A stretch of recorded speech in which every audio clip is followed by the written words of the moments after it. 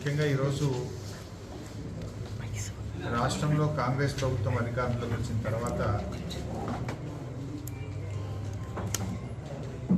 Revenue సమస్యలతో ప్రజలు తీవ్రమైన ఇబ్బందులకు గురవుతూ ఉన్నారు.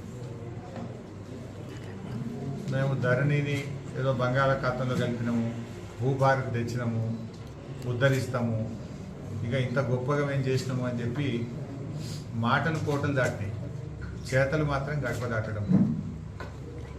భూభారతి తెచ్చిన తర్వాత రెవెన్యూ సదస్సులు పెట్టి గ్రామాల్లోకి వెళ్తే 8,68,000 అప్లికేషన్లు రావడం జరిగింది. 8,68,000 అప్లికేషన్లు వస్తే అసలు ఇప్పటి వరకు ఎన్ని అప్లికేషన్లు క్లియర్ చేశారు, అసలు అప్లికేషన్లు ఆన్లైన్ చేసిండ్రా చేయలేదా, అప్లికేషన్లు చెత్తబుట్ట దాఖలు చేసిండ్రా, ప్రజలకి అసలు ఎన్ని పరిష్కారమైనది అనేటువంటిది ఒక స్పష్టత లేదు ఈ రాష్ట్రంలో. ఈరోజు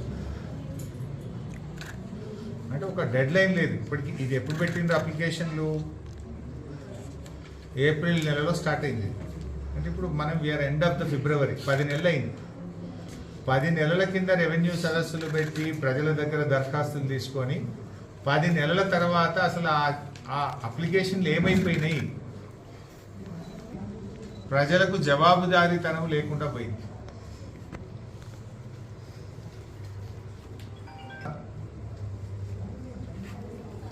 భూభారతి వచ్చిన తర్వాత మారింది ఏమీ లేదు.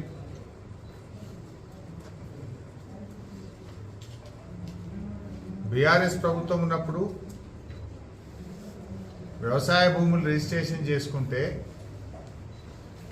వారం రోజుల్లో పాస్బుక్లు ఇంటికి వచ్చాయి. ఇప్పుడు భూభారతి వచ్చిన తర్వాత పాస్బుక్ ఫీజు పేరు మీద